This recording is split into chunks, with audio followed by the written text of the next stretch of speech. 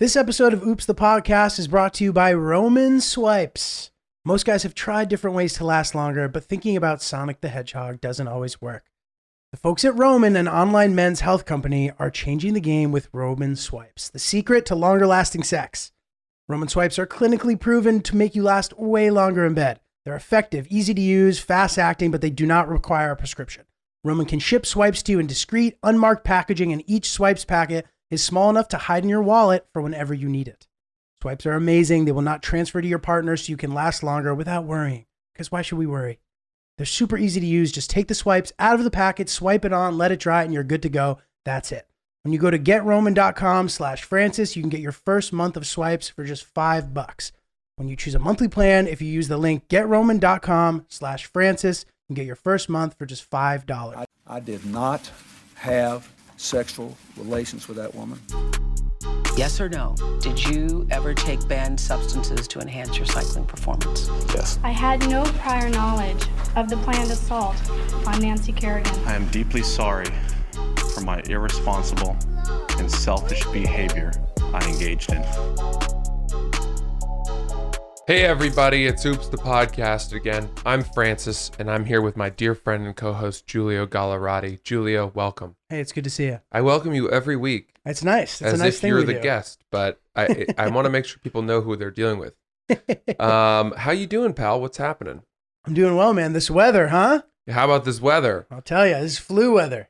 Is it flu weather? I feel like, you know, the highs and lows, it was 90, it's 50, it's raining, it's warm, it's sunny. You better get that flu shot. Did you get your flu shot? I did not. And I actually haven't for the past 2 years, and I've been fine.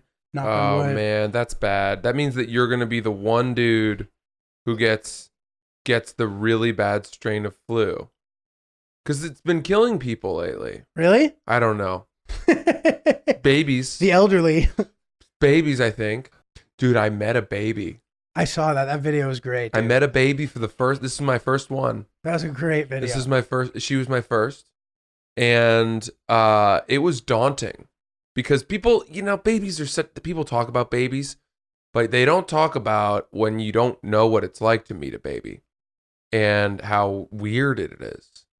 The head. Right. You have to like support it. It lolls. And I'm not saying it laughs out loud. I'm saying it lolls like it flops. It nods off. Yeah, like an old man in a hammock. Or like a guy outside of the Bowery Mission waiting for his methadone. Yeah, meth heads. Methadone heads. Methadone heads. These babies, their heads loll and you have to support them or else, I don't know, maybe something really like they turn into Pez dispensers. Totally.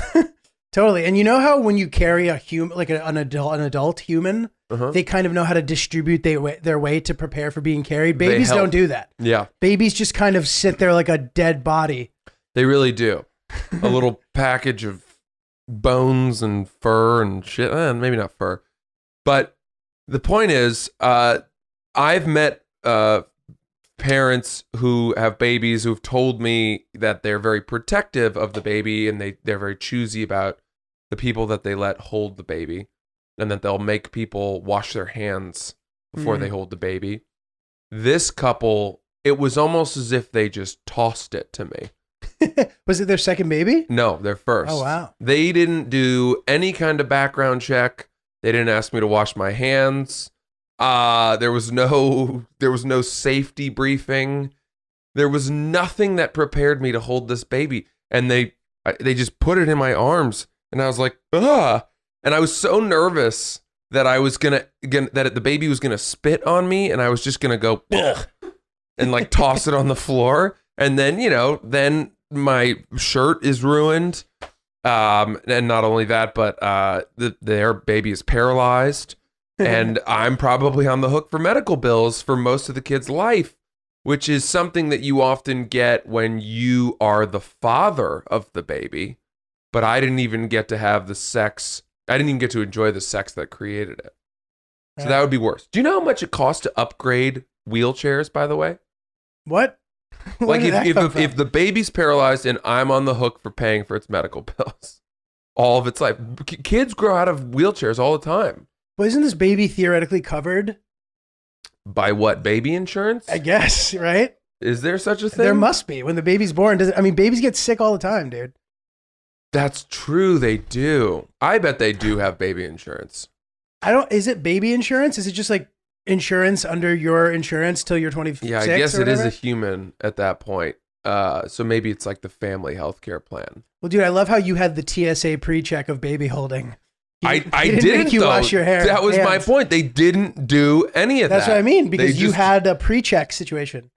Oh, yeah. So you got to go right through the fast track. I know. And I needed a little bit more of a briefing. Right. I was nervous. But then you get used to it, and that was cool. And then they brought out a bottle of breast milk that they had squeezed themselves. Fresh squeezed breast milk. Fresh squeezed breast milk, bee milk. It had flakes in it. It was like almond milk, like Yeah, it had a was nice chalky. consistency. Yeah, It was chalky. You could tell it was freshly squeezed you had because to stir it. it had the pulp. Pulp in it. Some pulp. Breast milk. Breast pulp. It had some pulp in it. So I am ramming this bottle into the baby's mouth because they're telling me like, just ram it in there, you know? She's not gonna find it unless you stick it in her mouth. And by the way, I've dealt with that before, but with adults. But you know, I turn the lights off. What can I say? So I'm giving this baby the breast milk, and then I was like, man, what does it taste like? And they were like, why don't you try it? And I'm sitting across from the two breasts from whence came this freshly squeezed breast milk.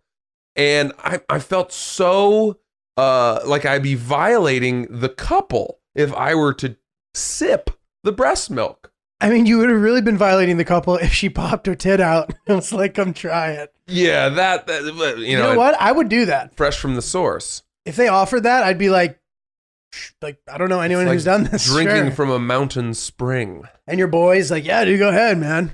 She loves it. He told me he said it tastes like a milkshake because apparently he's tried it, which I guess they keep it in the family. I don't know. Who the fuck are these parents, dude? They're great people. And I also, love them to death. They just let you, and you're like, can I also use the baby for my promo? They're like, I sure did. They were very open about all of that. I was wondering about that. I did text them and ask them if I could post the Instagram.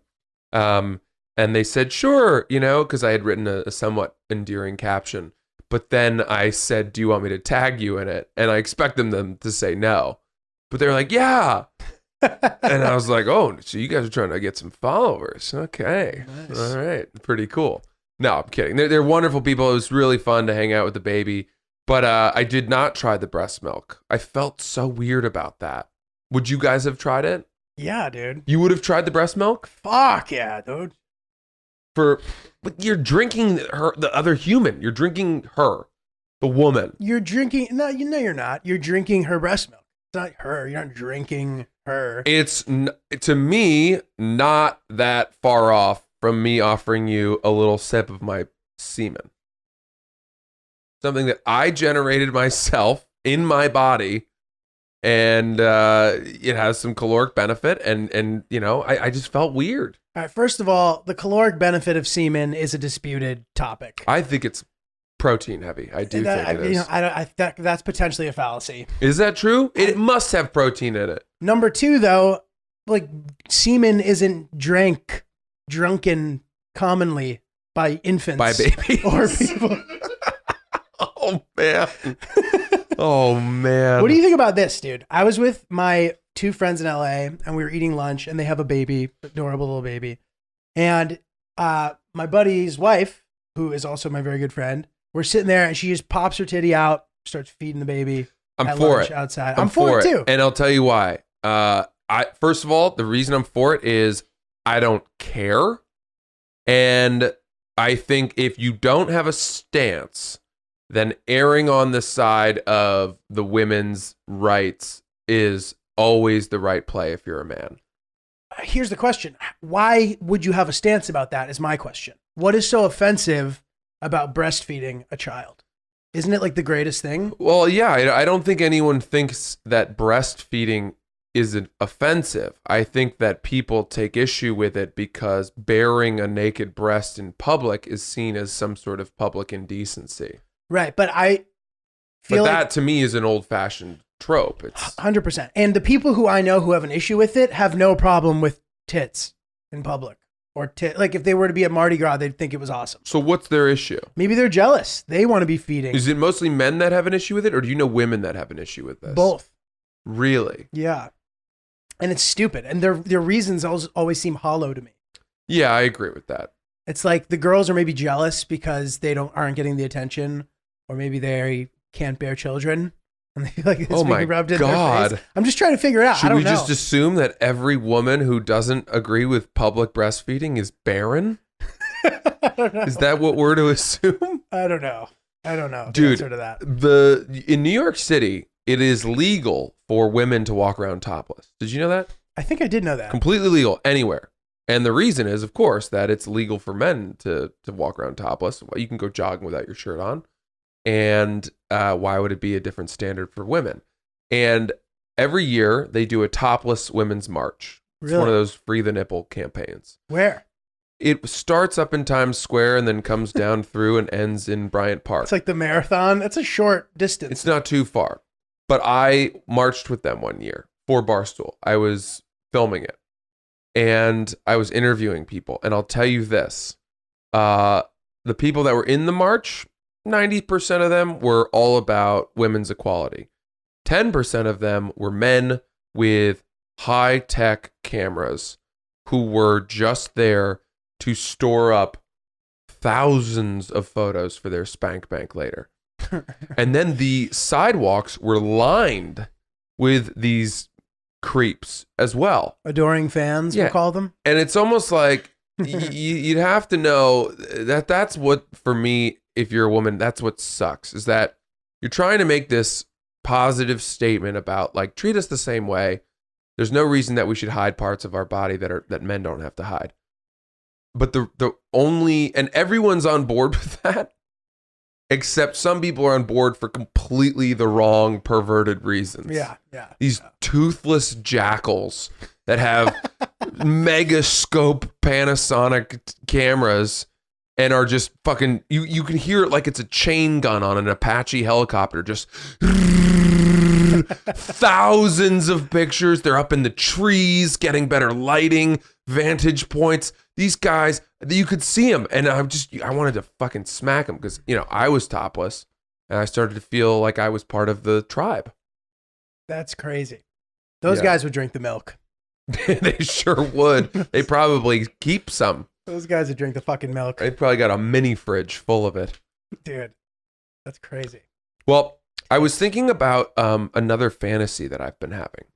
Let's hear it. Another hero fantasy. And I don't know why this one didn't occur to me when we talked about the stopping of the school shooting fantasy, or the active shooter. Because this is one that I have just as often. I often envision myself on a road, and in front of me, a car drives off the road at a bridge into the water, like a river, and starts to sink. And I pull up in my car, jump out of the car, I jump into the water, I dive below the surface because now the car is sinking, and I rip open the window and I pull a mother and her young child out of the car, but someone else dies. Who's the other person who dies? Probably a husband. Oh, okay. And for whatever reason, whenever I picture this, the woman is Latina. Is the husband? I don't know. I don't even think about him that much because I kind of just wave goodbye as he sinks below because his seatbelt is trapped. Mangled. The plastic is mangled. You didn't have time to save him. Well, I had to make a choice. And obviously I chose the woman and the child. And there are a few reasons that this image comes to mind. By the way, I think there's nothing more heroic than jumping into a river and pulling people from a sinking car.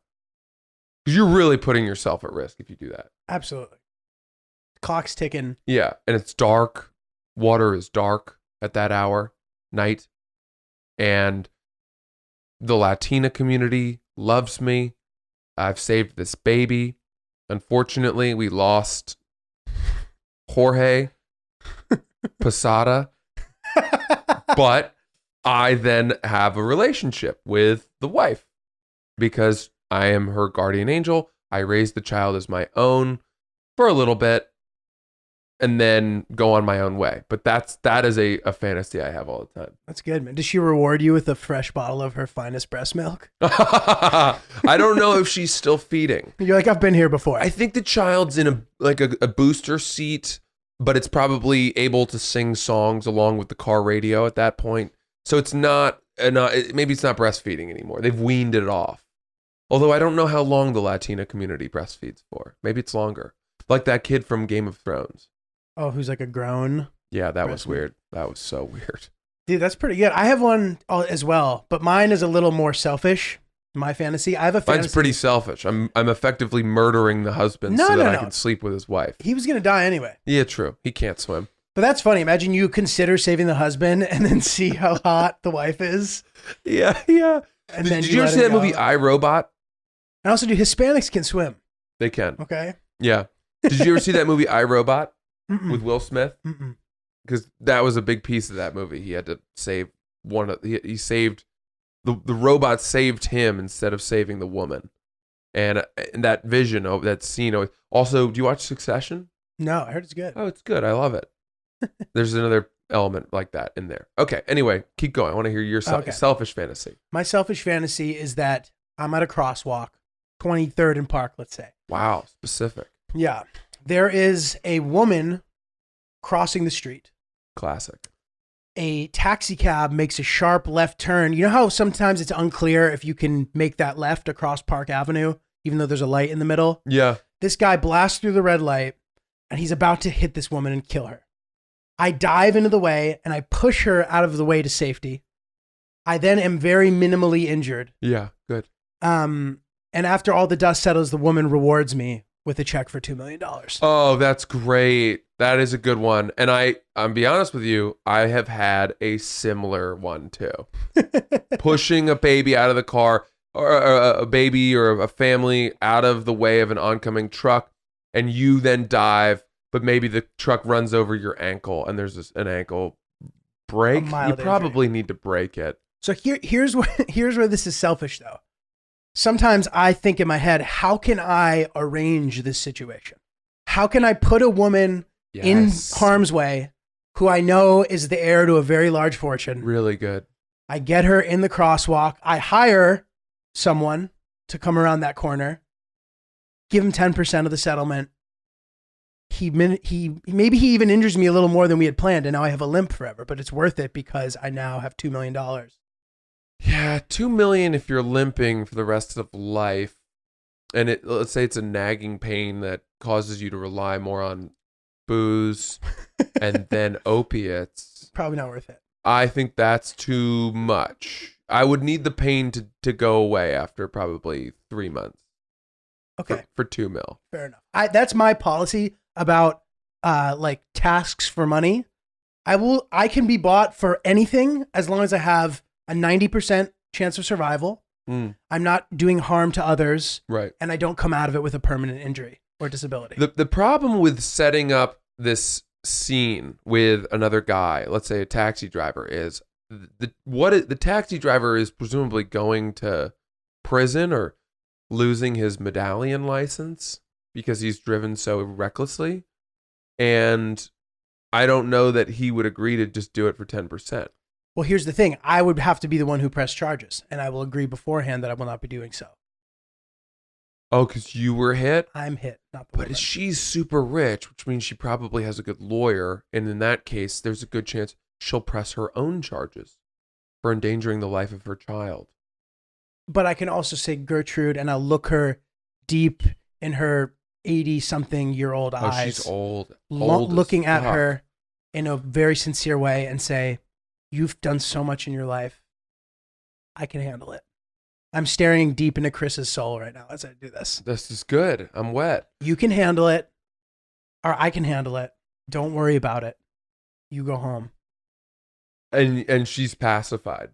Pacified. She's like, okay. Okay. So the really tricky part that I'm just pointing out a few loopholes that you have to cover, This like needs to some be thought loose out. ends. You'd have to make sure that your correspondence with the driver had not occurred via text message or was not traceable, such that the DA would find that the two of you knew each other. Right. You'd have to make sure you really acted as if you were strangers to each other, because they can sniff that kind of thing out, you know? So the question that I have based on that is, at what point is the DA being involved if we're handling this all out of court? Well, They pick up on what happened? so the DA presses charges regardless of whether or not you... that's not true. So the DA is the criminal court, right? So it's the state. And they would determine whether or not this guy needed to do jail time or shouldn't be driving with, cabs Right. anymore. Especially if the story makes the news, right? Yeah. It gets exposure, which I But then imagine if would. you pressed... Well, you're not trying to win money from him, though, because Gertrude gives you the $2 million. Gertrude's giving me the money. Okay, so you're... All right, so you're just dropping all the charges. And listen, Okay. Gertrude has plenty of money. You know what I mean? Her kids, all their properties are in trust. They're good for life. Their kids are good for life. She still has that nice chunk of spending money. She's lonely, man. She's part of some sort of like Domino Sugar, heir to the, Domino Sugar fortune. Right. Her and her grandfather maybe earned the money. So she has kind of always had it set up. But she's actually a lovely person for somebody who inherited that kind of wealth. She's I can humble. see her wearing nice jewelry. And you know what? She looks good for her age, too. Does she? And you're right. She's well put together. She has nice jewelry. She had that turkey neck taken care of. Turkey neck taken care of, but not too much. Not too much filler. She Yeah, still what- looks what is- elderly and lovely. What is it with the turkey neck? Old women?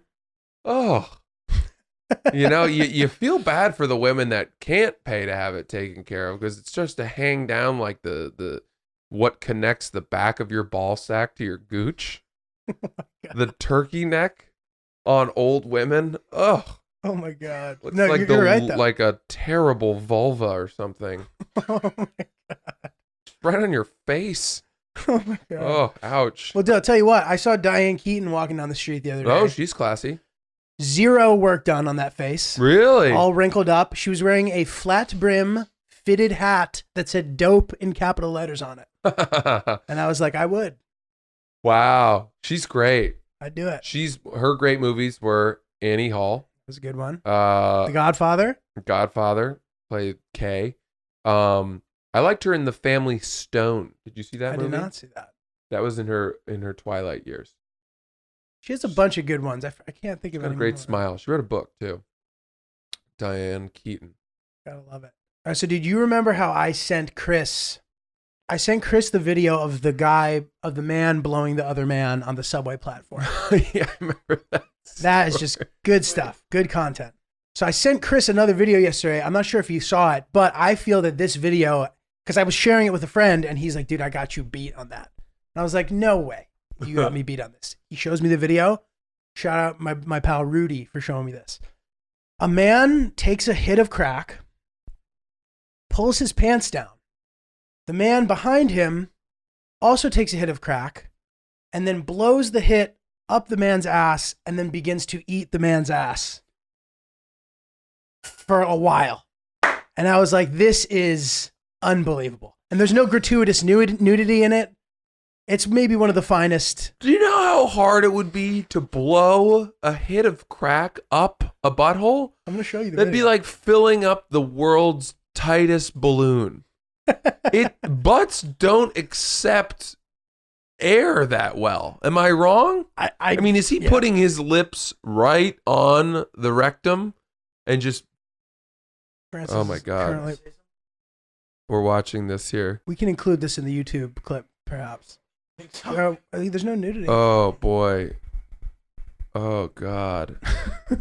It's good stuff, dude. You sent it to me, Yeah. and This I was like is sitting at the dinner really- table, and I was texting you about something else, and you sent it right to me, and I was just like, I know this is. I'm not going to open this right now. This is not, I shouldn't open this right now. And You then with your parents? I was eating dinner, and I was texting you about something else, and then you just sent that to me. I was like, no, I'm just Look, in fairness, Chris, this guy in the video is eating dinner too. yeah.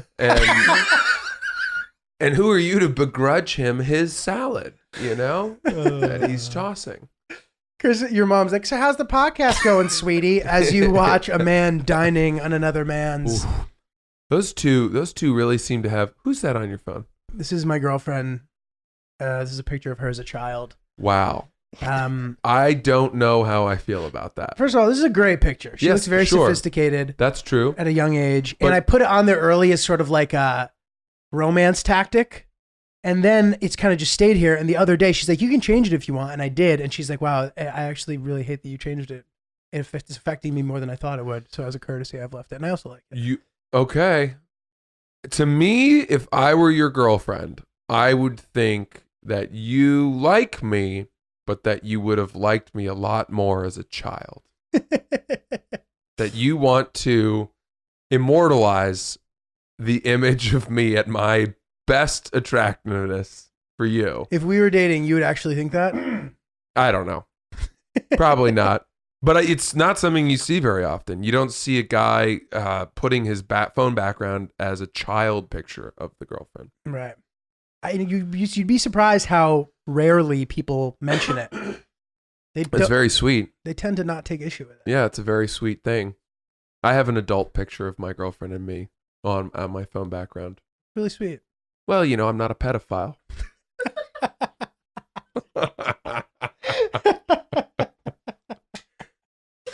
So that's the difference. Dude, you know what I hate? This is a new topic, but I was in this store the other day and I was shopping for t-shirts. And the person working in the store was like judging me and treating me like I wasn't cool enough to be shopping in the store. Oh. And I feel like that's a classic retail thing where people who work there, because they work there and they get 75% off and have all the clothes, they now think they're better than you. Like they designed it themselves or something. I think there are a few things at play. Usually I see this when I walk into a store where everything is extremely expensive and I'm not dressed anywhere near what the cost of the items in the store are. So they know pretty clearly that I'm not there as a serious customer. And if I'm going to go through and unfold a whole bunch of shit for the express purpose of just browsing with no intent to buy, they're not going to be that excited that I'm in the store. Totally. But then the other thing is, like, was it in a very expensive store? Kind of like sorta, but no. Like this section of the store was kind of t-shirts and stuff. They had more expensive, and for t-shirt stuff, there's t-shirts that are like $100. I was looking for maybe $50 range, and I was asking questions, and I bought shit. It was just very rude and dismissive. I was like, this is so fucking annoying. I do think that if you work in retail, you become very attuned to knowing if a customer walks in, what the odds are that that person will actually buy something. I think that you become good at evaluating the way that they are going about shopping, and you can tell pretty quickly if the person is there for real. Right. And if you know that they're not, it would be impossible as a salesperson to treat that person with the same level of respect, attention, as you would somebody who comes in with like 14 shopping bags already on their arms from the big day of shopping that they've bought from similar stores. Like if you work at Gucci and someone walks in with 3 Chanel shopping bags, 2 Hermes bags, and a Dior bag, you're like, oh, this person is hitting all the spots and they're going to buy something here. Right. You're laying down the red carpet for them. Yeah, that makes sense. But no, it sounds like the woman was just not a very nice person. And I don't think working in retail lends itself to being a very nice person. Right, and I also think it's one of those things, like she's probably so used to being abused by good customers that when somebody's nice, they're like, oh, this guy must be a scrub. Therefore, I'm going to treat him the way that I have been treated. Interesting. The bullied bully. How much do you think a retail salesperson's ability as a salesperson affects your likelihood of buying an item of clothing? Probably very little, but many times I'll be at the register and they're like, who helped you today? Well, that's because they get a commission. Get some chunk. They get a commission. And not everywhere, but they often do. And I'm sure there are better salespeople than others, but I'm trying to think about what could a salesperson do at a retail store that would affect me and convince me to buy something, right? What they always say is, wow, that looks really good on you, right? They always say that looks so good on you. And then what my parents say is, Fran, you can't just buy it because they said it looked good on you, because everything looks good on you. You're tall and lean. So you could be shopping at, Macy's or fucking Gucci, and they're going to say the same shit because they want you to buy it. So they kind of disavow me of that. But they're also arguing that illusion. It's sincere. Because you're tall and lean, their sincerity lends itself to you buying more because everywhere you go, you're going to get that feedback. Right. It is tricky. I guess if they bring me a water, that's nice. That is lovely. Lovely touch. If they're coy or playful, if the women are flirtatious, those are all elements that might endear me to buy an item that I was not so inclined to buy. Lend itself to a sale. Dude, one time, I was looking to buy paintings, art, Yeah. And I was put in touch with a painter, an artist, a young woman in Brooklyn, who was like a friend of my sister's friend. And I went over to her studio, which was also her apartment, to look at some of her paintings. And I was so attracted to this woman that I ended up buying 2 of the paintings. And then I brought them home and I hung them up on my wall. And a week later, we went on a date. And we went to see the movie Summerland? No, La La Land. We saw La La Land, and I loved it. And then we went back to her apartment with the paintings again. We made out for a little bit. And then I went home and realized that I was no longer attracted to her. And then when I got home, the paintings on my wall looked like shit. And I realized that the entire allure of the paintings was tied to my attraction to the artist. And then I started thinking, well, I guess I'd better hope that she dies, because everyone knows that paintings gain value when the artist is no longer alive, and I need to get rid of these things as soon as possible. Well, dude, I think that that's the whole point of a good piece of art. You have a great story. They're like, wow, Francis, look how hideous your art is. And you're like, I know, it was the craziest thing. This woman was just so attractive and sincere and deep. Yeah. That I was forced to buy it. It was like I was dating, I wasn't dating the painting, I was dating her. And then when I realized that we weren't really right for each other, the paintings they went from like a 9 to a 5. Right.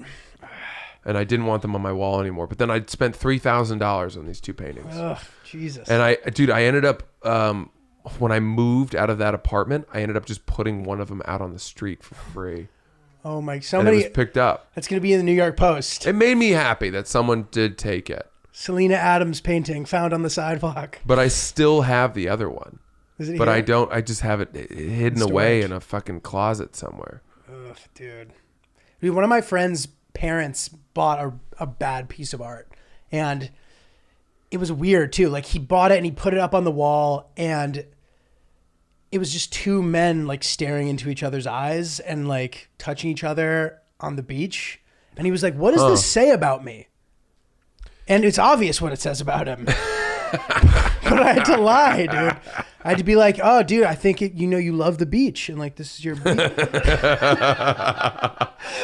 You like ocean spray. You're a nautical man, you naughty, naughty boy. It was crazy. I was like, dude, Jesus Christ. And like, I don't know. Yeah, pretty intense moment. Well, these are all oopses. Purchasing things because you're attracted to someone and not actually wanting of the thing. Showing off. Proving to the girl that you're cool. Yeah. I'll take it. These are all good mistakes that we should counsel you to avoid. Because you have to know that buying a painting is not going to necessarily ensure a life of love with the creator of the painting. Right. In fact, quite the contrary is most likely. At this point, I have to ask my parents if I'm not in the art buying game, but if I were to even consider buying art, I would make sure to ask my parents first. They know about art? They have a much better eye for it than I do. There's a painting upstairs in my apartment. It's of a lobster boat.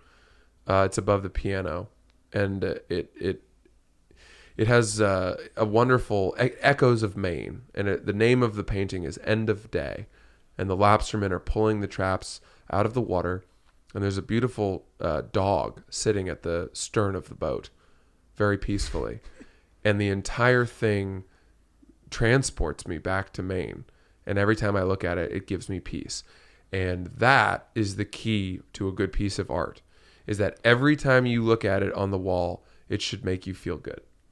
You should isolate that clip and submit it to your agent and tell them that you want to do audiobooks. Because that was so soothing.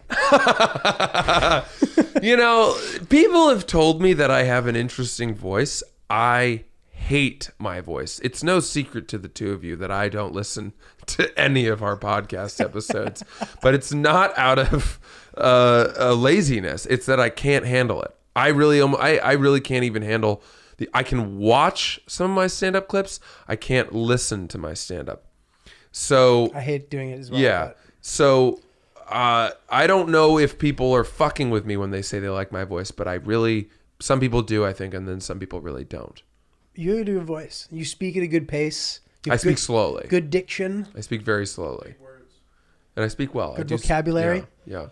Well, I've gotten more thoughtful about it. Did you watch Gary Goldman's special? I did. I went to the taping. Oh, you did? Yeah. Wow. I did. It was Man, fantastic. I thought it was immaculate. I loved it too. It is an immaculate hour of comedy. And there is a wonderful joke about how millennials have appropriated literally. Oh, that was great. And he said for so many years, it had a rich history derived in the 1520s. It meant actually, or, I don't remember what the other synonym he used was. And then he said in somewhere around 2008, millennials said, no, literally can also mean figuratively. That was great. It will contain its own antonym. Oh my God, what a great joke. Yeah, it was nice too also to see a special that was so mainstream that had very little to do with the current climate of PC culture. And it's just very different. Not that there's anything wrong with that, but it's very personal and relatable, and also not fishing for, hopping on the mental health bandwagon, just authentically carrying the flag. Well, he did something that nobody has done that I've heard, which was to characterize depression as a disease in the way that you would talk about cancer or diabetes or any other disease that we all take so seriously. Right. The fact that he checked himself into the hospital and then underwent true chemical treatments and his listing of all of the antidepressants that he's taken, I think that it would educate even the most ardent doubter of the true disease nature of depression, and hopefully reframe the conversation for some people. Totally. And remember when he was talking about electroshock therapy and he goes, it was wonderful. I thought that was so fucking funny. And he was right. My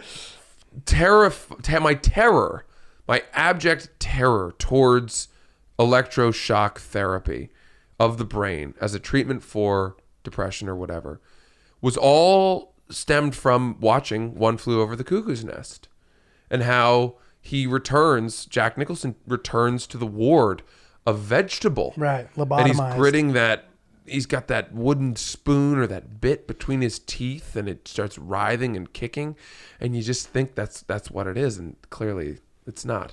But to be honest with you, I didn't even know they were still doing electroshock therapy. Right. I did not know that was still a treatment. I thought that had been kind of wiped out. Right. I mean, the way he portrays it, it sounds like there's a, not traumatizing version of it that we're used to in movies where, you bite on the mouth guard and it's like that. Yeah. You know what I mean? Right. The really tough O face. Yeah.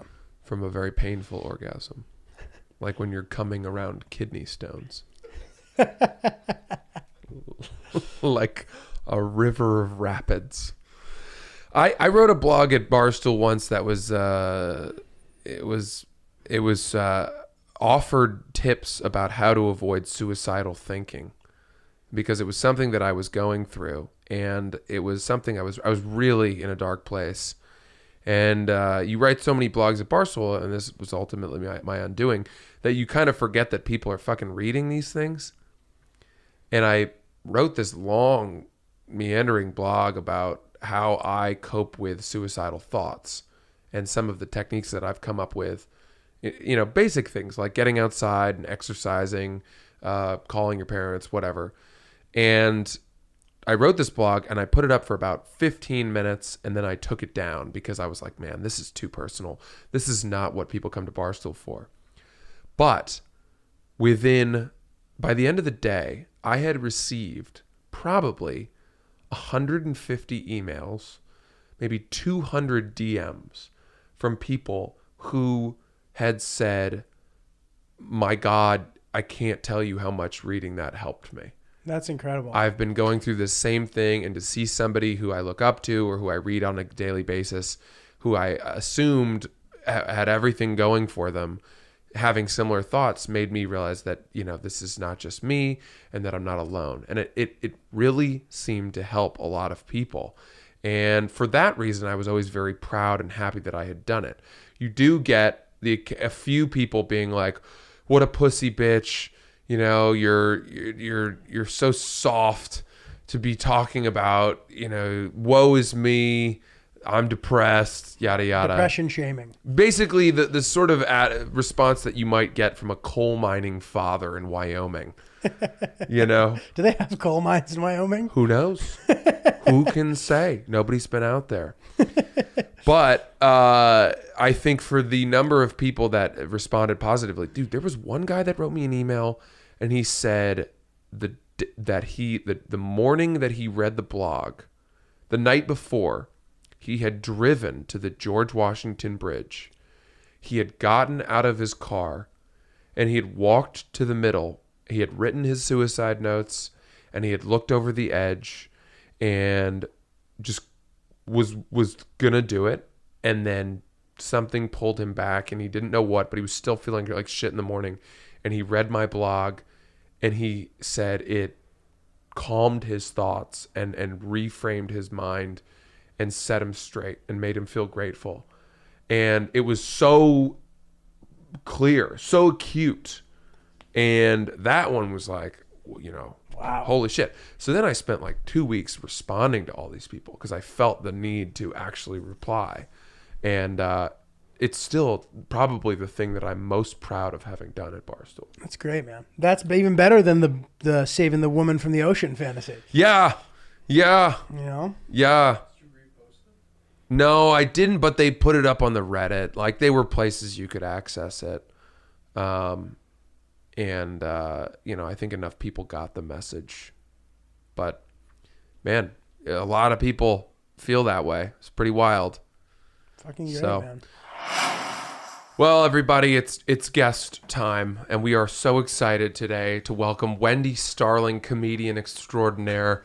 Wendi, thanks for joining us. Thank you for having me. I'm so excited to be here. Can we give us a few more places that we can find you right off the bat, just in case anyone's not going to, you know. Yeah, in case they're going to check out halfway through this, in which case they'll for sure want to come see me live. So follow me on Instagram. It's at WendiBird82, WendiBird 82, the year I was born. I'm 37. Sorry, everybody. I'd like to apologize for my age out of the gate. The Glamour Post is the monthly show that I run. That next one is November 16th at Zinc Bar. October 23rd, I don't know when this is coming out, but I'm headlining at the House of Yes. That's going to be super fun. Oh, that's so, cool. yeah. Come Very to that. cool. You know, people talk about this place, the House of Yes. It was sort of like what I would hear about the Box. It was a I think component. it's the same.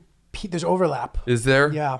Do you know about the Box? I've been in the Box. The first time I did cocaine was in the bathroom at the Box off of some dude's dick. First time off a dick. Yes, in New York City. Isn't that great? That's Good like for you. starting sex with an anal gangbang. I know. Heavens to Betsy. Isn't that great? And I was like 33 at the time, so I didn't do drugs till I moved Good for here. you. This is probably when I met you when this was happening. Oh yeah. Wendy and I temped together at Calvin Klein, the corporate headquarters. Yeah. Folding lingerie. Oh yes. Wow. Yeah, well, I don't know how to fold lingerie. I just bunch it. Well, that's. I'm a buncher. I was doing that too. I would bunch it up, shove it in my pussy, sell it on the internet. She would. She's told me about this. Yeah, and that was great because it was all profit. Oh yeah. Do you think that me doing cocaine coincided with me being like, how do I make extra cash? I'll put things in my pussy and put it on the internet. So Spiraling. you gotta Right. tell the people what you're talking about. What happened with that? What do you mean? Now 'Cause I know this story. Now I do want to say this. Shockingly, get ready. This is not my mistake. This is when I started making good decisions in life. When I was like doing blow, and you do get good ideas if you do the right amount. You know what I mean? Like if you stop at a certain point, you get smart ideas. So I used to sell my panties on Craigslist for cash. And I was on the internet. I was on Craigslist looking for the internet. I'm 72. I lied. I'm not 37. I was on Craigslist looking for used costumes for a play. And there's like a used clothing section.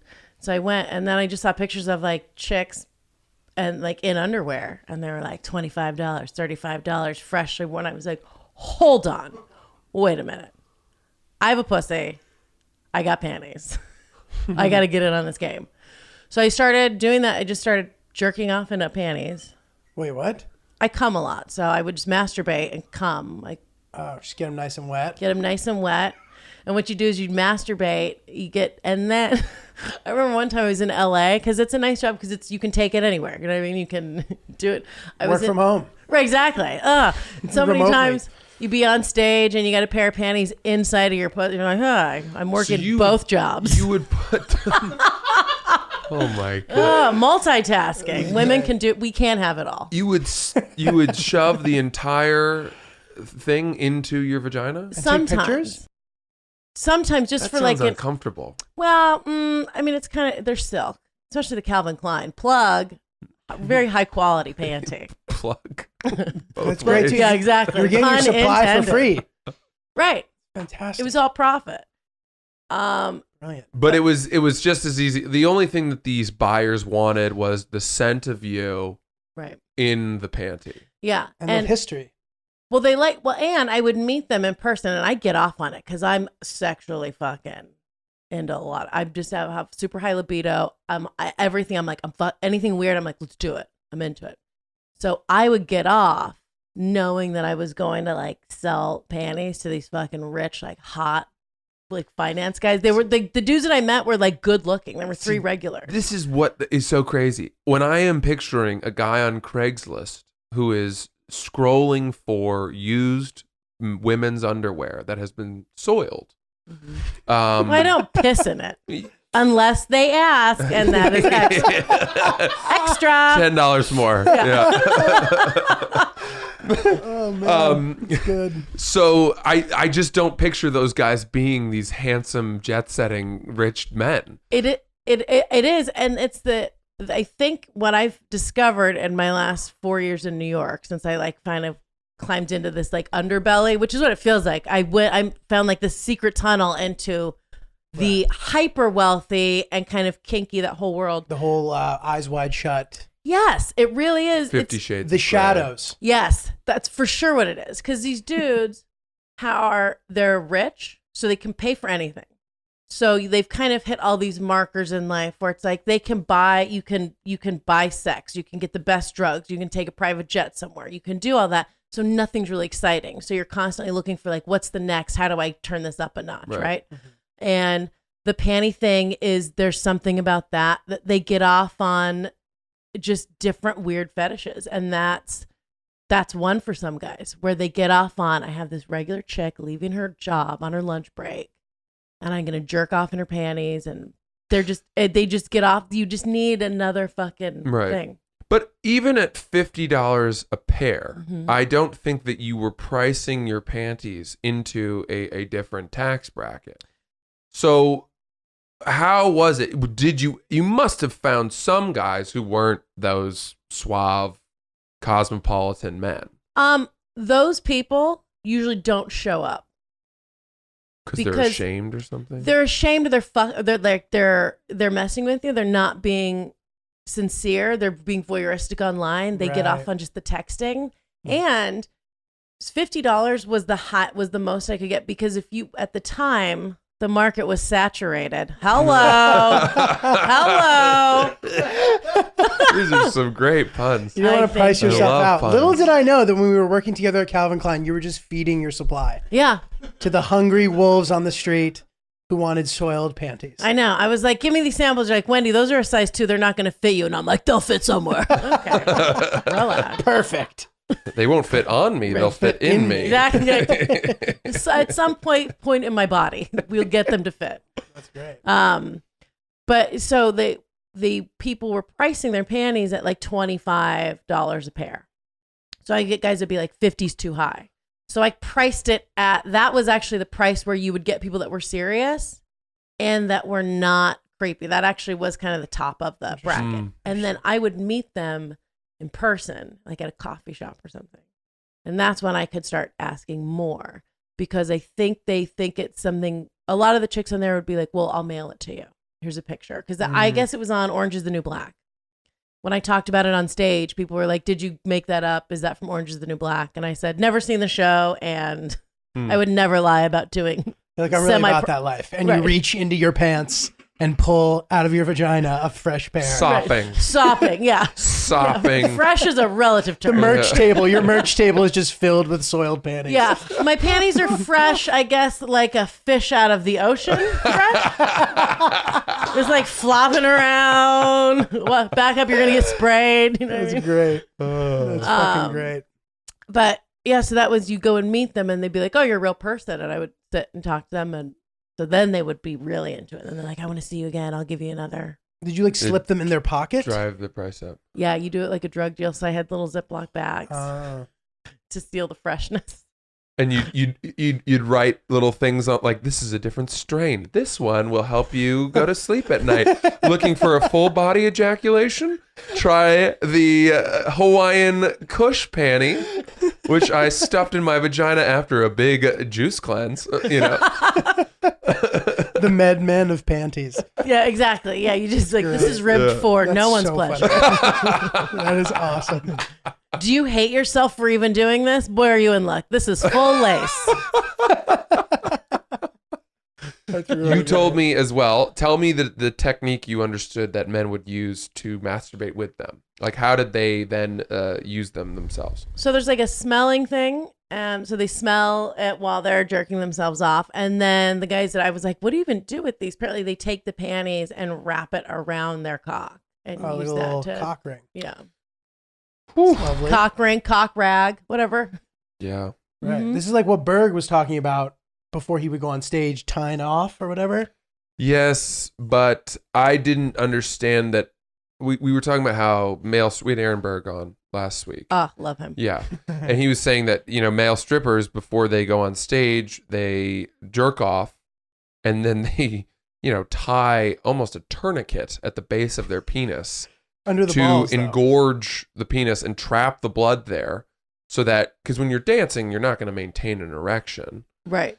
So that keeps it looking hard, like a balloon that's filled with water.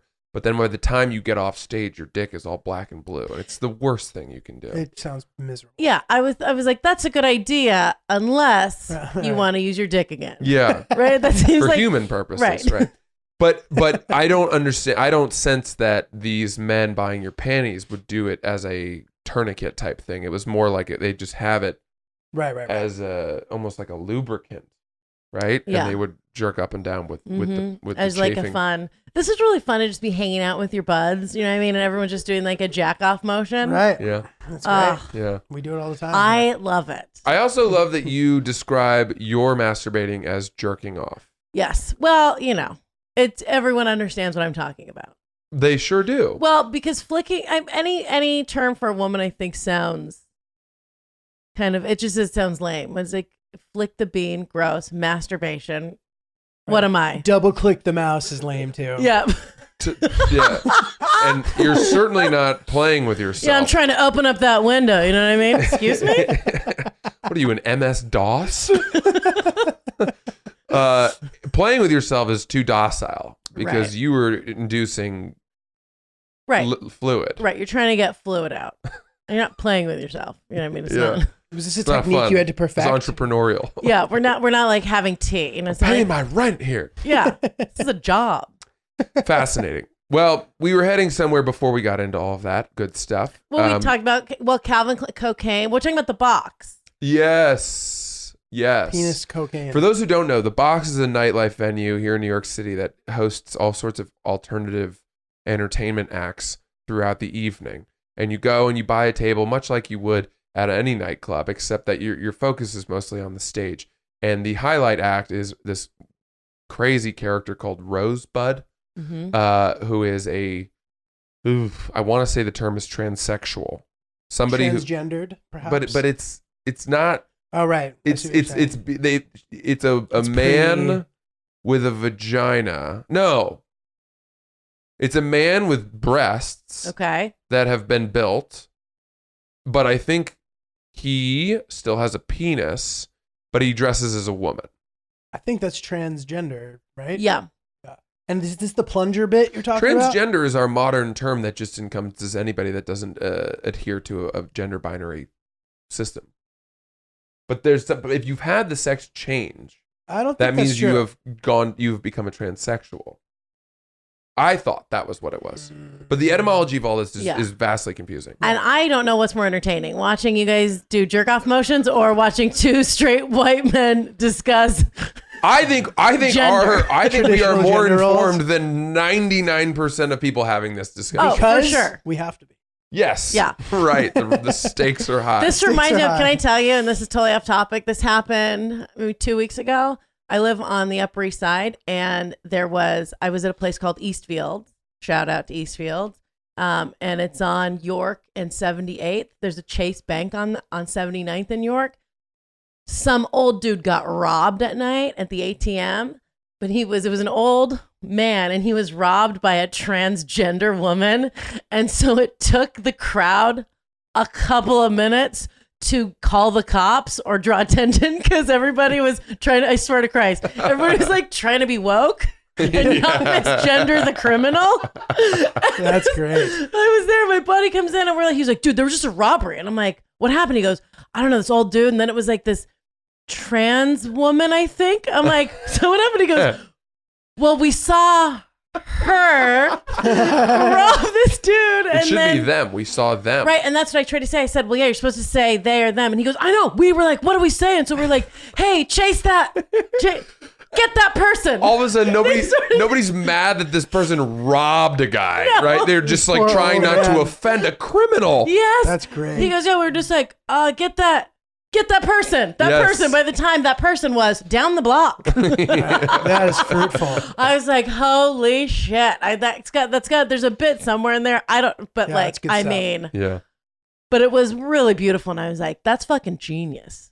I love it. Gotta love it. Gotta love it. Jesus. You were in the bathroom of the Box doing cocaine for the first time off of what can only be assumed to be an erect penis. How did that transpire? I was leaving Glamour Puss, the show that I produce, and at the time my head was shaved bald. So I was shaved, again, shaving my head, not my mistake. Most of my life, as I was going through, I was like, a lot of these things could be considered huge mistakes. My head was shaved bald, and I was wearing a wig, and I was in this little mini, like a onesie lace black slutty number. I have small tits, so I wear real slutty shit all the time, and it doesn't bother me. So he's walking, and we just sold the first show. We sold out. I got a little backpack on. I got this hooker outfit on. I got a wig in my hand, an envelope full of cash. I feel great. I'm like, I live in New York City. Everything's turning out fine. This dude walks up to me and he goes, "You're sexy," and I was like, "You're sexy." Again, not on cocaine, fully sober, just naturally bipolar and unmedicated. So I was like, "This is the greatest city in the world," and he goes, "Come party with me," and I was like, "Let's do it." So we go to the Box. I go with this dude to the Box. We get there, and I'm like, what the fuck is this? I love it.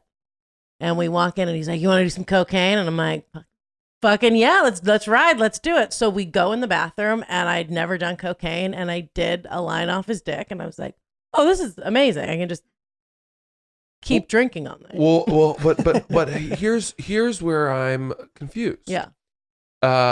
Why did we start with his dick as the surface? How did that come about? I'd had a couple drinks, I'm pretty sure. And my natural brain chemistry, I'm bipolar, which is why cocaine I like, and it actually helps to, it sounds backwards, but it will balance me out kind of, because the artificial dopamine dump, my brain then pumps out less dopamine. So I naturally, people, like right now I'm fully sober, and I took a holy basil to kind of slow down my anxiety. My natural brain chemistry and is as if I'm on like a mix of cocaine and Molly. So I'm always very excited to be everywhere I am. I have I talk very quickly, pressured speech. I get really excited about everything all the time. So I'd had a couple drinks, and he was like, do you want to do cocaine? And I said, sure. And he said, follow me to the bathroom. Like I just didn't know. I wasn't like, oh, we chop it out and put it on a table. I was just like, so it was already as if I was on blow. Yeah, but all of this is normal to me. Right. Until you're in the bathroom stall. Right. And instead of him putting it on a key or maybe putting it up on a little shelf or the toilet paper dispenser, he says, get on your knees. And do it off my dick. And he said that. It was his idea? Yeah. And then he worked himself up to having an erection? He had, and again, I don't want to, this is going to sound like a stereotype, and I don't mean to stereotype. He was an African-American gentleman, and his dick was not hard. It was just really fucking huge. But then how, I'm so fascinated by the details. He's a shower. Yeah. But okay, what does he lay his flaccid penis on a splint of some kind? He could hold it in his palm. He held it out with his hand. Yeah. And he took the baggie of Coke and he sprinkled it on his dick and then formed it and pushed it in a little line with his pinky finger. And so there was a line of cocaine on his dick, and it was very easy to see. He was like, there you go. And I said, all right, great. And I just did it. And then did you interact with the penis after the cocaine? No. You didn't get a little gummy? No, I thought about it, and I was like, I don't want to suck your dick. He's like, no, I don't want you to, I just want you to do. I'm like, okay, great. And then he ended up getting his dick sucked by one of the performers at the box. So he was into trans women, which is probably why he saw me a mile away, right? Big ass, shaved head, flat chest. He was like, this dude is sexy. Wow. He saw me, he's like, this dude is built like a fucking female horse.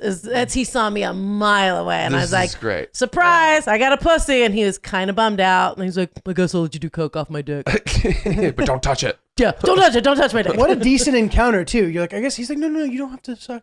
Yeah. Like just a gentleman about it. Yeah. I've never heard a cocaine off a penis situation by a true gentleman like that. No. Good for him. Have you heard a lot of cocaine off penis situations? Yeah, and they always come out like, yeah, she's doing blow off my dick. It's never like, it's always never, from, oh, she was wonderful, and she very delicately did. and do you hear all your stories about cocaine uptake from truckers in the South? That accent was beautiful. Effectively. She was doing cocaine off my dick. Off my dick. Fuck I'm yeah. off my dick. Yeah, and it involves a very shameful high five afterward. And then it's like, no one should be watching you guys celebrate like this. No. Wow. It's funny though. I needed all those details, though. Yeah. I needed the whole picture. Right. Because that is not an encounter that I have experienced nor heard about ever in my life. But that's great. And then you went back into the box and presumably had a good night. Yeah, I had drinks, had a good night, and then did coke a couple more times that night. But I was like, oh, this is great. And it was like a fun. And that's when, that turned me on to that whole scene, the drug scene. Yeah. Did you ever come down? A little bit the next day, but it wasn't that terrible because I didn't do, it wasn't like at one point, and I know we were friends during this point, there was a point in time, like about 6 months before I just stopped. I was like, all right, let me take a year off from substances where I was doing cocaine on the daily. Not good. That's not good. Yeah. Every day is tough. Yeah. Amazing. Well, we will You'll be headlining at the House of Yes. Yeah. And when is that? October 23rd. And where can we get tickets for that? There's a link in my Instagram and at the Okay. House of Yes website. Great. And that place is super cool too. I think it's a slightly less debaucherous place than the box. Yeah. But it's still very alternative and funky and bohemian. And, there's a scene in the movie 300 where the king, not our good king, the bad king, Xerxes, entices that hunchback character to betray the Spartan army. And he shows them the pass, the back route entrance into where they're defending. And in the tent, there are all sorts of misshapen beings that are doing sexual things. And it's bedecked in gold trim and red velour. And that's what I picture the House of Yes to be. Yeah. Right. Have you been there? No, but I have been to the Paradise Club in the new edition in Times Square, and it's run by the same people. Okay. And they actually have a comedy show there now, which is a great thing to check out. Cool. But so it's the show is very similar from what I understand to House of Yes. Yeah. So effectively, sort of. Is it a theater?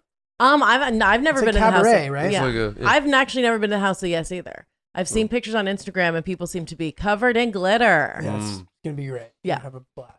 Well, it's interesting because there's a show. I did a show once at a place, and the theme was it was like an Eyes Wide Shut theme, so you never know how these things are gonna go. Because a lot of times when people are into those places, which I like, they also take themselves really seriously, Yeah. and so it's hard to be like, oh, first of all, like I'm not gonna make fun of you cunts for the first 20 minutes. Like this is ridiculous. So that can be a little, but it'll be fun. It's fun. Well, that's the thing is that the sex work stuff. I could be like, you think you guys are cool? Yeah. Guess what I used to do for money? You know what I mean? So it's like I win. I trump all those people. You have alluded to some true mistakes that you believe in. Yes. We'd love to hear about some of your oopses. So the cocaine, I was trying to think. So doing cocaine may have been like on paper, that's an oops. Because you go like, well, and then that led to an addiction. But the thing is with doing comedy, it's hard to say that anything's a full mistake because you can switch it into a joke or it leads to other things or you learn lessons from them or whatever. Right. But I would say that my first, I have two really big ones and they're when I was younger. One was when I OD'd on, I tried to kill myself. I took a bunch of pills and drank a bunch of vodka. I was 19. And I was living in Hollywood at the time, going to the American Academy of Dramatic Arts. So I grew up in Southern California, going to school there. And I mentioned being bipolar. So I was undiagnosed at the time, didn't know what it was. So I would, as a teenager, would have these cycles where I'd be awake for 4 days in a row. I have jokes about it on stage, but the first time I was like 16 and I just couldn't sleep. And I had water polo practice and I was at all kinds of stuff, but I was just awake every night talking to myself in the mirror. And I was like, I don't need sleep. I feel like and then I remember Thursday night, I'd practiced in the morning. And in that 4 days, I'd actually been pulled. So this Friday when I went in, I was pulled from practice because in 4 days, I'd lost something like 8 pounds because I was so manic, which is like, so just dopamine and I wasn't eating. I was just staying awake. So instead of my parents being like, we should take you to a hospital and maybe take you to a doctor and get you checked out, they were like, she's being dramatic because she's still mad about the divorce. So fuck her. So like nobody thought anything was wrong. And they were like, she's just hyper. She's just trying to get attention. So that I was unmedicated and very bipolar. Didn't know. Now I'm in Hollywood living in my own apartment for the first time, working 2 jobs, going to school. And they were like, you're a phenomenal actor. You really dive into the roles. But I didn't know. I was just having like psychotic breaks and fully going into this thing. So I was spiraling out of control and I was awake for days and days, couldn't sleep. And I was like, fuck this. I'm going to kill myself. So I took I had like sleeping pills and pain pills. I took those, drank vodka, and then just passed out in my closet in my apartment. And then I was there for like a day and a half, just groggy, waking up, taking more, trying to kill myself. And when I didn't return my mom's calls, she contacted my next door neighbor. Because I was 19, so she made sure she had like everyone's information in the building. Smart. So he had a spare key. So he comes in, he finds me there just kind of groggy, half passed out. They take me to the hospital. I get my stomach pumped. And while I'm there, the doctor, they ask you like the dumbest questions. I remember I'm there like with tubes in my nose. And she's like, so do you ever think about harming yourselves or others? And I was just like, no, I feel really good. That's why I did this. Like, I was just like, just because I'm, so they ask cunty questions. I give smart ass answers. And I was kicked out of school and they're like, okay, well, you can't live by yourself. You're mentally unstable. You have to go back and live with your parents. So I had to go back to my mom and stepdad's house, this big house in Seal Beach. And I get there and I was there and they're like, she can't be alone. Nobody diagnosed me as anything. They were like, she's trying to kill herself. Can't be by herself. So I moved back in with my parents and like 3 days later, they're like, so we're going to Mexico for 10 days and we will see you when we get back. So the domino effect of me trying to kill myself, getting kicked out of school, I go back home. I triggered into another manic phase where I was up for days. And that ended in me calling the cops because I thought ninjas were trying to break into my home and kill me. And because if you don't sleep or eat for days and days, you hallucinate. It goes into schizophrenia. And so then I was hospitalized against my will for like 3 weeks in the psych ward. And I kept getting extended. Excuse me. I kept getting my stay extended because I've like very funny jokes about it on stage, but it was not a fun time. Because I really was like, I don't think this is real. We're in a simulation. So I was just not taking my meds because I thought everyone was out to get me. And then I was finally released from the hospital and I still have never been, I was on meds for like 6 months. But I didn't like it because it slowed my brain down so much. So I just stopped taking all my meds. And that would be, and I think about it now, and here's the problem now, because I think about getting on medication now, and I probably should. I might cry.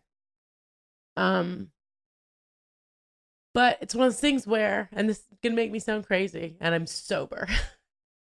But it's one of those things where if I had maybe been medicated when I was younger or followed through and taken it, I would be not, like selling my underwear on the internet and doing blow off of flaccid cocks, in public spaces. I would do blow off of a hard dick, like a woman that respects herself, because I'm like, I only want to do blow off a guy's dick if he wants to fuck me. I want to feel attractive. But I think there was a breaking point, and I know, and I thought about this when I'm coming to talk about this because I'm like, well, in theory, I could start taking medication now, but I think it's something where I'm so far gone that something in my brain cracked where I'm like, I don't want to take medication because part of my brain feels like I've seen the truth or some fucking crazy person bullshit. And so that really, that's every relationship I've ever been in. The bipolar, and because the problem with bipolar disorder is, and whatever the type that I have is that I think the good thing is like your IQ. So the problem is my IQ is really high. So the problem, and I've been tested. It's like I'm super smart. But the problem with that is you think you can outthink a problem. Excuse me. They say that people who have severe bipolar, sorry to interrupt you, are typically like very intelligent and have a similar situation where they think they can outthink their brain. Yes. So that is difficult. And maybe if I'd been medicated when I was younger, or if I'd followed through with medication, and like been able to kind of slow it down when I was younger, then I would be more open to taking something now. But it's like my brain, so I've learned to work with it. So like today, like I have holy basil, so that slows down the adrenaline and but then the other thing, I don't know what that is. Holy basil is, and this is going to be some stupid hippie shit. It's an adaptogenic herb and it slows down your adrenaline response. So, do you eat it? Do you smoke it? Take the pill. I take it in a capsule. You can drink it as a tea. It's what a lot of people describe like CBD doing for them. Yeah. When they smoke weed. But my brain is already so, I don't want to say open, it makes me sound crazy, but like when I was experimenting with drugs in the last couple of years, when I took LSD, I microdosed LSD. And I remember because my brain chemistry was so out of whack from drinking and doing blow, because the cocaine would because it gives you synthetic dopamine. It's like when you drink a lot of coffee, you blow out your adrenal glands, right? So when you're drinking so much coffee or Red Bull or caffeine, your body stops producing its own energy, because it's like, I don't know what you're putting in your body that's blowing out your fucking nervous system, but we're shutting down. So that's where people are like, I drink coffee all the time and I'm constantly tired. It's like, well, that's because you're putting this fake stuff in, so your body's not making its own. So with drugs, with coke, if I would do, so like I'm manic all the time. Alcohol's a depressant that would like bring me down. And then cocaine, I could do a bump and then get back and kind of level up to normal. So I did LSD, my brain's already kind of open to that. So I already am kind of thinking in very strange ways, which is why I sound like I'm on drugs when I'm not. And weed, people say, oh, you smoke weed to help calm you down. I take one hit and I sound like a cop when I talk about marijuana, because I'm like, I take one hit of weed. But like, and I'm almost hallucinating. It's like I'm on mushrooms. It's like, but holy basil does what those drugs are purported to do to people with normal brain chemistry. Yeah. So it just helps you to kind of slow down. And so this is me on like a slow down thing. So imagine there's so much. Maybe the mistake is that I didn't succeed in killing myself. Maybe that's the mistake. Oh, the mistake is that I So lived. dark. I'm joking. Yeah. Again, it's Wendi Bird 82. So if let's say that we paint the vision of what a lot of Americans consider to be a normal life, which is you get married, you have kids, steady job, all that stuff. Is there any part of you that longs for that? Or do you feel like you have subscribed to a life that is so far in the other direction, and that even a thought of returning that way would destroy everything you've built? I think the second thing. So I was talking about this the other day. It's so funny with this podcast right before you were like, hey, do you want to come to our show? And I was like, it's about mistakes. I was having a conversation with my best friend about, she goes, do you ever look back and think every decision you made was like the wrong one? And I'm like, oh yeah. Oh yeah. Well, that's how I feel. So it feels like, I said, that's like that one decision to be like, I'm not. So I went for like 4 years hard with these decisions I made out of a very manic state.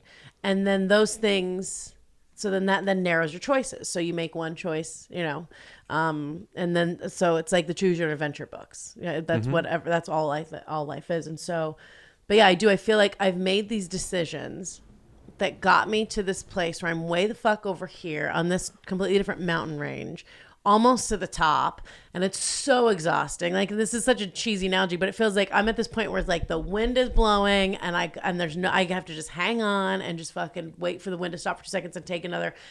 And part of me goes like, part of me, I do think about that. I'm like, I could go for just, be home at 7. I love cooking, and just hang out.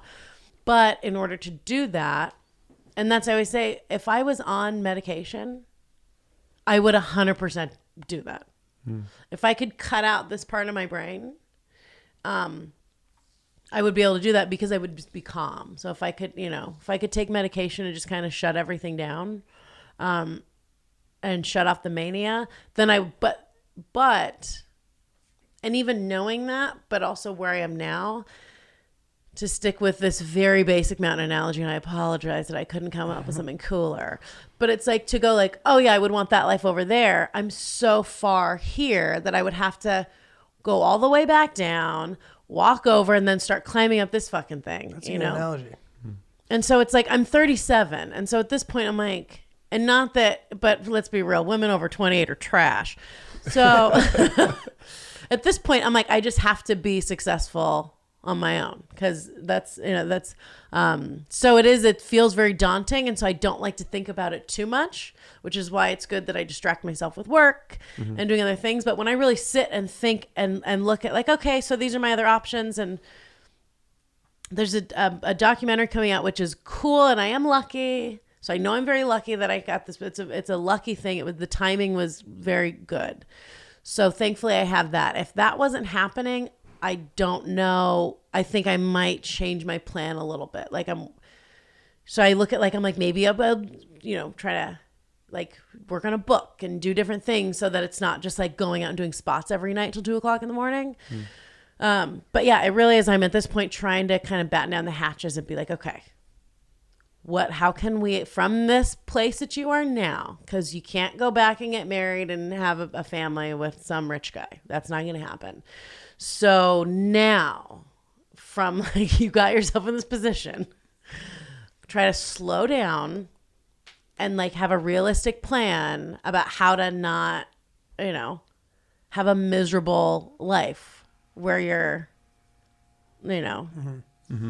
just kind of, because it's so scary, because you go, man, I could be you see people and not this, and everything happens, to different people. And I think that things happen for reasons, but I go like, I don't want to be in my 50s working a minimum wage job somewhere. I don't want to do that. And so that's probably like, let me like stop fucking drinking and partying. Let me get it together. But that's what I've noticed in that time is slowing down. I feel less manic. And that's made me go like, and having the mania slow down, which is why I'm like, I don't know if I want to get on medication yet, because I need that fuel to get to the top. I've slowed down and looked around and I'm like, where the fuck, like, how did I get here? That's how I feel. It feels like when you're driving and you're like blackout drunk and then you wake up and you're like, where the fuck am I? Like, that's how I felt in the last year since I like quit like partying.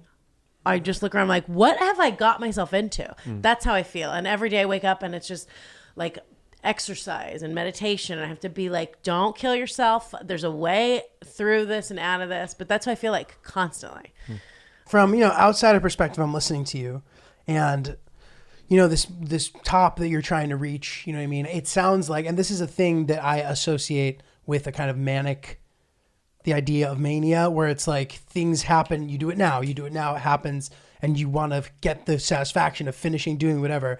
And this sounds like if you wanted to find some kind of middle ground, again, not that I know what I'm talking about at all, but it sounds like it would be a thing that would be a process, but it sounds to me, it could totally be doable. It sounds like you're already taking steps in the right direction. You're feeling calmer and better. And, 2-3 years from now you're still going to be young, relatively speaking. You know what I mean? It's not like it's all lost for you and you have to stay in this state that you're not sure makes you happy or whatever. Like, it sounds like you can take small steps to find a balance between the two things that we're discussing. It can definitely be done. Right. Like you can find a modern, stable thing along with, your lifestyle that you have or whatever. I think, you know what I mean? Does that sound like something that makes sense? I agree with that. And like you said, I'm trying to tamper that down and be like, no, I'm not, this is not unrealistic for me to have a career as a writer, as, a comic. I'm like, I'm actually good at these things. So it's fun. But it's been a weird thing because a lot of people go, oh, when you get sober, and I'm not fully sober, but I was sober for a year. And like, a lot of times people will like quit comedy because they're like, oh, what, because once you're sober, you're like, what am I doing with my life? You know what I mean? Yeah. And like, or the people are only funny because they're fucked up. I think I'm funnier and better and sharper on no substances. So I actually prefer being sober when I perform, and just for ideas in general. But like, it has made me go like, okay, it's not crazy, this job that I've chosen. It's like I can actually have a career at this. But when you sit down with a logical brain and you're running probabilities on like what are the odds of these things happening, that's scary. Now, if you're manic or if you're on coke, that's the example I'm going to keep using, you'll be like, well, we can do it. But a person that's mentally stable might be like, let's find something where the odds are a little bit more in your favor for a good outcome. And so that is what's scary now. And so here's the analogy with not getting on medication. There was a guy, so I'm super into BDSM. I moved to New York. I'm dating this guy. I use the term loosely, but I just met him out, and he he's a dom. He fancies himself. He's like super gross. He has like a fake tan. He's from Long Island. He's like not that tall. Anyway, he has a lot of money. He's got he has like spiky hair. He's super gross, but he fancies himself a dom.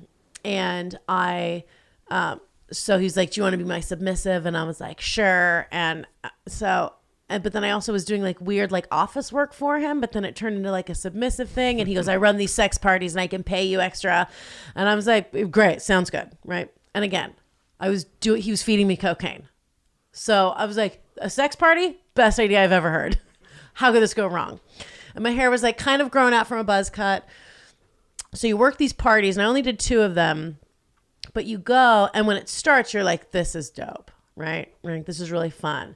It's a bunch of chicks walking around, and I was the oldest, and this actually was good for my self-esteem because there are lots of different like shapes and sizes of chicks, and I was the tallest, and I had the smallest tits and the shortest hair, and I was the oldest. But people were like, all the dudes kept being like, I want to play with her. That's the terminology you use. So so you're like, oh, look at all these dudes, and they want to fuck all the different types of women. So for me, that got rid of a lot of insecurity because I'm like, oh, okay, so if your ex-girlfriend or you're checking this chick out, doesn't mean you don't also want to fuck me. It's just like, okay, great. So that was a benefit of that. But when you're at that party, so for the first hour or 2, you're into it. You got a few drinks. There's free cocaine. You're horny. You're wet. You're coming all over the place. You're into it. Are you having Are you having sex? Yeah. Oh, yeah. And they're bowls of condoms. They're bowls just of condoms. out in the open? Yes, in a loft. So this guy runs it. These people pay to get in. And again, if you're a police officer, I have a wild imagination. I mean, that's a great thing. You know, I could be whatever. Anyway, fucking who cares? So cops don't listen to the show. And if they do, please come to a show. Support my Patreon. So people pay an entry fee and they go in, and then there are chicks there, and it's just they're like I think what people think the House of Yes or the Box, like what they want it to be, but this is for real. You pay a cover charge, you go in. You can have sex. You cannot. There are couples that come in. The girls will have sex with each other, but it's like a private party, and you go in, and there's a bartender, and so it's people having sex, and they have to ask the dom, the guy running it, like, I want to play with her. I want to play with her, and he will allow He's it. the dispatcher. Correct. Yes. Exactly. Well, does he have to ask both parties, hey, this person's interested. Do you want to have sex with that person? They kind of like the chicks will, but a lot of times no. The chicks, it's kind of that's like what they're there for. Oh, you have to accept all. Parties. Kind of. I mean, you can say if someone's being, but like people are watching, so like no one's being like abusive, no one's being. But what if it's a dude who's just disgusting and fat? They probably like and like you've no interest in that person. Well, and not to sound harsh, this is going to sound harsh, but this is why I think sex work should be decriminalized, because there's some people that are fucking gross looking, but they still want to fuck. Yeah, of course. And they want to fuck someone that doesn't look like them. And so it's like the work in sex work, that's like part of what it is it's like, oh, I do not want to do this. Okay, great. Well, but if someone's like, I'll give you $1,000 to suck this gross dude's dick for 15 minutes. right. Be like, okay, try to make that kind of hourly rate anywhere else. Right. And even like Calvin Klein, that's a great job at temping there. But even then you're like, Right. I'm getting yelled at by other temps. Right. You know what I mean? I'm getting treated like trash by other temps. Right. And, you know, and then like if I go to get a sandwich from when they have all the food stuff, I go to like get a sandwich from the leftovers, and some cunt that works in the design department is going to be like, oh, the poor people are stealing food. I'm going to be talked to like that for $20 an hour. You want to talk about being disrespected? Right. You know what I mean? Like, so in that sense, I got a lot of strong feelings about that whole issue, obviously. But like, you know, I've been treated like a lot worse for a lot less money. Mm-hmm. But so at those parties, you're into it and you're like, this is great. Well, around hour 3 or 4, because they'll go for like 5 or 6 hours, there's not, the booze and the cocaine starts to wear off, and you kind of come to and you look around, and you're like, what the fuck am I doing? Your pussy dries up and you're like, oh my God, what whose idea was this? I gotta get out of here. Like, I can't believe I'm here, but you still have 2 hours to go and more gross dick to can't suck. just leave? You know, you gotta like work. It's a whole shift, and so you have to work. So you wow. have to stay there and be into it. And so it's like, well, I guess I better re-up. And so then you like go take, I go take a half-hour break, go smoke a cigarette, come back, clear your head, and just and booze and drugs and like ramp back up and like get yourself in the mood to just finish out the because you're like, I'm here, I have to finish this. Wow. So now that's a more cool analogy than the mountain analogy. So that is kind of how I feel right now, because this movie like is coming out, and so I'm gonna tour with that, and so I'm trying to like conserve my energy and slow down and be like, I don't know if I want to get on medication yet, because I think I'm gonna need some of this mania to fuel me for the next year, at least to just kind of get going. And then once I'm in that space, then I'll be able to taper down and maybe look at getting on some type of medication. That's something that is actually like in my 2-year plan, is to get on medication, which is, but I've thought about it, and there's a specific reason. I'm like, well, I'm here, so I have to keep my like mental pussy wet for comedy. We should wrap. Can I ask you one question before we wrap? Yeah. Did you ever bump into somebody you know at one of those parties? No. I wonder what that must be like. No, but I did run into one of those people that I met at a parties at a show. Oh, baby. Nice. Oh, yeah.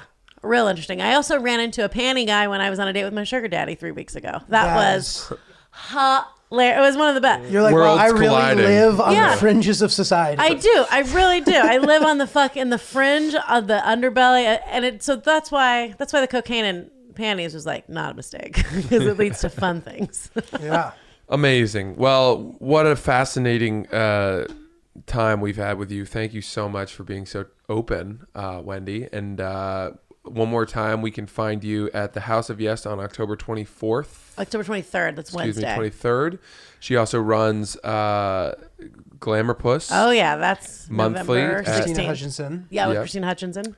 And check her out on Instagram at Wendi Bird 82. And Wendy's with an I. Yes, thank you, Giulio. You're welcome. Hey, listen, good luck. I'm Yeah. I for feel like I have to pay you guys for therapy. This is No, so it's weird. I'm great. sorry. I just came in and just fucking. Well, I'm so glad we had everything. It was great. It's okay. As always, follow not Julio with a J. That's Giulio. I'm at Francis C.C. Ellis. I'm at Gotham Comedy Club November 22nd and 23rd. You can get tickets for that at francisellis.com/shows. Giulio, anything? Yeah, come to my show in the New York Comedy Festival November 9th at midnight at the Stand Comedy Club and Restaurant. Should be fun. Thanks so much, guys. We'll see you next week with more Oops.